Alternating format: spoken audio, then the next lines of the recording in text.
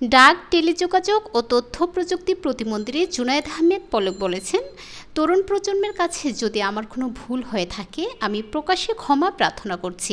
Internet ব্যাহত হওয়া এবং সামাজিক মাধ্যমে গুজব প্রতিরোধে ব্যর্থ হওয়ার দায় আমি নিজের কাঁধে তুলে নিচ্ছি। প্রধানমন্ত্রী শেখ হাসিনার যে কোনো সিদ্ধান্ত মেনে নেওয়ার জন্য প্রতিশ্রুতি দিচ্ছি। শুক্রবার বিকেলে নাটোরের সিংড়ায় প্রতিমন্ত্রীর বাড়িতে 15ই আগস্টের শহীদদের স্মরণে এক দোয়া মাহফিল আয়োজন করা হয়। ওই অনুষ্ঠানে প্রধান অতিথির বক্তব্যে প্রতিমন্ত্রী পলক বলেন, আমাদের ভুল থাকতে পারে, অপরাধ থাকতে পারে, ভুলের শাস্তি আপনারা আমাদের দিবেন, ভুল সংশোধনের সুযোগ দিবেন, কিন্তু মাননীয় প্রধানমন্ত্রী শেখ হাসিনাকে ভুল বুঝবেন না। কারণ শেখ হাসিনা যদি নিরাপদ না থাকেন তাহলে বাংলাদেশ নিরাপদ থাকবে না।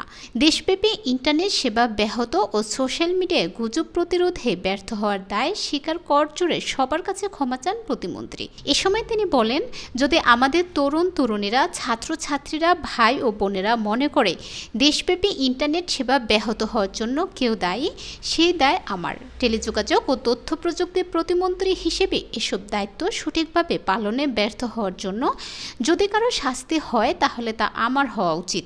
আমি বঙ্গবন্ধুর সৈনিক হিসেবে, শেখ হাসিনার কর্মী হিসেবে, আওয়ামী লীগের একজন কর্মী হিসেবে তরুণ প্রজন্মের কাছে যদি আমার কোনো ভুল ত্রুটি হয়ে থাকে তার জন্য করজোড়ে ক্ষমা প্রার্থনা করছি। ইন্টারনেট সেবা ব্যাহত হওয়ায় সোশ্যাল মিডিয়ায় গুজব প্রতিরোধে ব্যর্থ হওয়া সহ সব ব্যর্থতার দায় আমি নিজের কাঁধে তুলে নিচ্ছি। এজন্য প্রধানমন্ত্রীর যে কোনো সিদ্ধান্ত আমি মেনে নেওয়ার জন্য প্রস্তুত। এ সময় তিনি দলের নেতাকর্মীদের ঐক্যবদ্ধ থাকার আহ্বান জানিয়ে বলেন, কেউ যেন কোনো প্রকার ষড়যন্ত্র করে বা সন্ত্রাস করে দেশকে অস্থিতিশীল করতে না পারে।